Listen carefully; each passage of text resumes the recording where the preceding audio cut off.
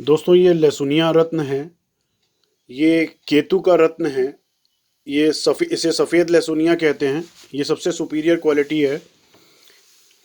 ये उन जातकों को पहनना चाहिए, उन लोगों को पहनना चाहिए जिनकी कुंडली में केतु की महादशा चल रही हो या केतु की अंतर्दशा चल रही हो।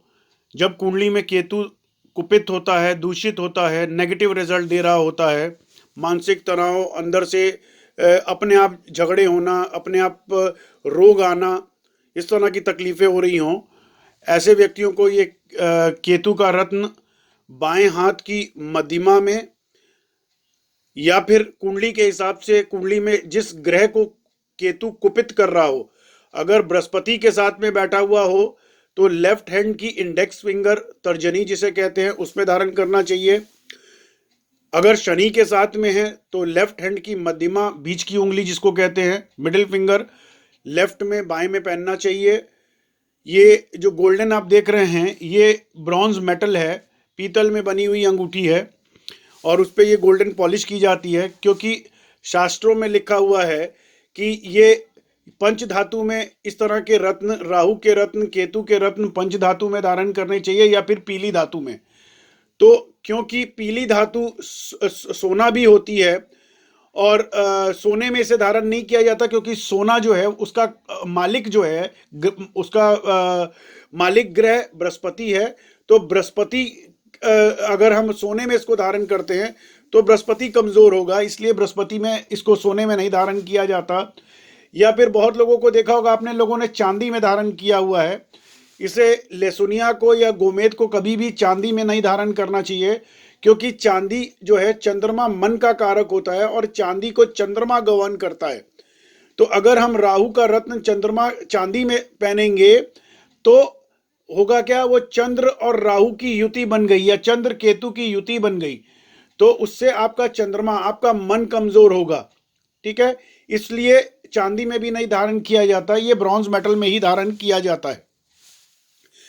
ये उन लोगों को भी धारण करना चाहिए जिनकी कुंडली में शुक्र केतु के साथ में बैठा हुआ हो, जिनको यूरिन इन्फेक्शन, जिन महिलाओं को, जिन लड़कियों को या जिन पुरुषों को भी यूरिन इन्फेक्शन, टॉयलेट करने में जलन होती हो, उनको भी ये धारण करना चाहिए लेफ्ट हैंड की मध्यमा उंगली में।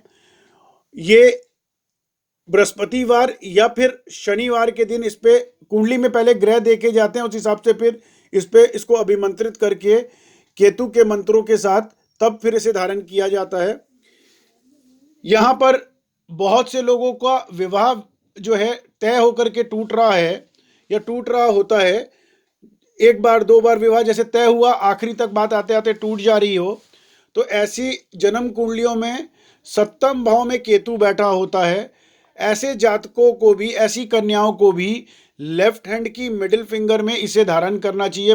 पहले अपनी कुंडली दिखाएं, उसके बाद अगर कुंडली में केतु किस किस नक्षत्र में बैठा है, किस ग्रह के साथ बैठा है, वो देखना बहुत ज़रूरी है। उसके बाद ही रत्न धारण किए जाते हैं या रत्न जो है बताए जाते हैं।